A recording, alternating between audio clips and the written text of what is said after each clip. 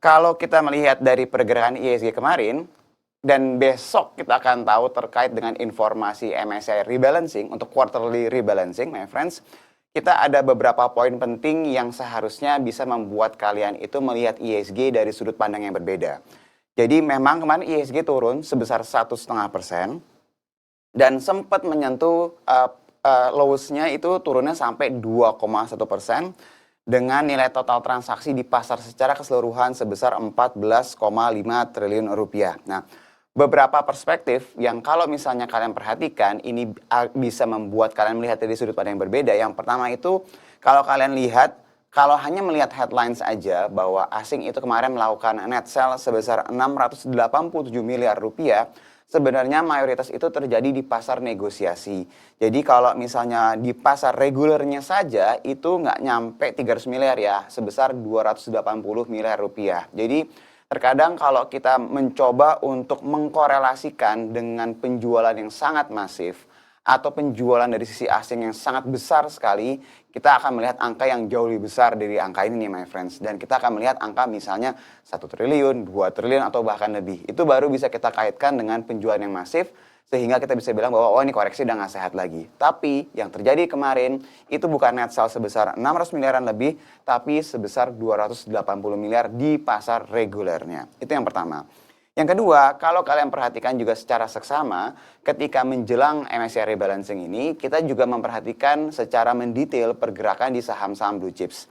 Kalau kalian lihat di saham-saham blue chips ini seperti Bank Mandiri, BCA, Telkom, itu turunnya tipis ya, nggak besar-besar banget lah kalau kita boleh bilang. Mandiri, BCA hanya turun sekitar 1%-an, sedangkan Telkom turun hanya 0,38%. Kalau kita mau bilang ini bukan koreksi yang sehat, turunnya harusnya kalau seperti saham-saham blue chips ini 3%, 4%, bahkan lebih. Tapi yang terjadi tidak seperti itu.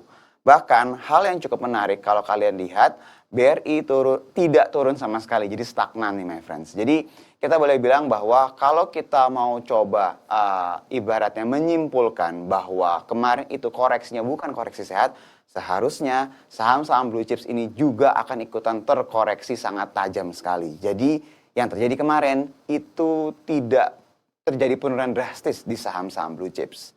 Terus yang ketiga, kalau kalian lihat juga kemarin nilai transaksinya itu sebenarnya masuk lagi nih dalam kategori range new normal yang sering kita bahas untuk pasar regulernya nih my friends.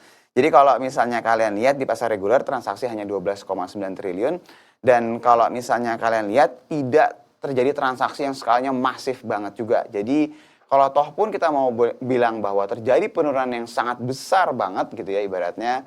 Misalnya kita mau kategorikan turunnya itu cukup besar, tapi tidak terjadi dengan nilai transaksi yang luar biasa besar sekali. Kita nggak ngelihat nilai transaksi sampai 18 triliun, 20 triliun atau bahkan lebih. Jadi sebenarnya kalau toh pun kita mau bilang koreksi tajam, tapi tidak disertai dengan nilai transaksi atau volume yang besar. Jadi boleh dikatakan kemarin itu cukup kondusif secara penurunan baik dari sisi volume maupun dari sisi nilai transaksi. Nah, yang paling menarik sebenarnya terjadi di menjelang akhir penutupan.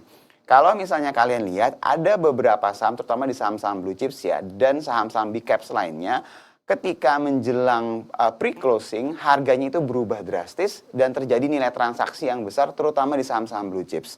Jadi kalau misalnya kalian lihat pergerakan secara intraday itu di saham-saham blue chips ya seperti BCA, BRI, Mandiri, Telkom dan beberapa saham big caps lainnya itu terjadi lonjakan dari sisi nilai volume transaksi dan juga dari sisi harga sahamnya juga. Itu pas menjelang pre-closing. Jadi kalau misalnya kita boleh menyimpulkan berarti transaksi dalam satu hari tersebut mayoritas itu banyak justru terjadi pas menjelang pre-closing. Karena kalau kita coba ukur 30% lebih terjadi transaksinya di menjelang menit-menit akhir justru my friends. Jadi terjadi perlawanan yang sangat besar sekali. Nah kalau kita ngelihat dari beberapa poin yang tadi kita sebutkan ini sih seharusnya bukan koreksi yang harus dikhawatirkan ya my friends ya. Dan kita beberapa kali mengingatkan bahwa ketika pasarnya ini berangsur-angsur recovery-nya ini on track, nilai transaksinya berangsur-angsur mulai bertambah, volatilitas itu adalah suatu hal yang wajar. Dan kalian akan melihat bahwa ketika nanti dari sisi narasinya ini terus membaik, tidak ada suatu hal yang sifatnya ke arah negatif, cepat atau lambat pasarnya akan kembali pulih lagi. Dan yang kalian perlu ingat juga bahwa besok kita akan mendengar konstituen dari MSCI itu apa aja. Di sini kalian harus ingat bahwa ini bukan pengumuman resmi khusus Indonesia ya, tapi ini untuk global. Jadi kita itu akan mendengar saham-saham apa saja yang dikeluarkan, yang ibaratnya kira-kira keluar dari yang large cap atau yang global standard sama yang keluar dari small cap atau micro cap nih my friends. Itu yang kita akan dengar besok pagi dan pasti akan langsung terefleksi di perdagangan besok hari. Apa harapannya? Harapannya tidak ada negative surprise karena seharusnya tidak ada suatu hal yang harus dikhawatirkan kecuali nama-nama seperti misalnya kayak Goto ya yang kemarin itu kita bahas bahwa kemungkinan besar akan dikeluarkan dari MSCI quarterly rebalancing untuk kali ini.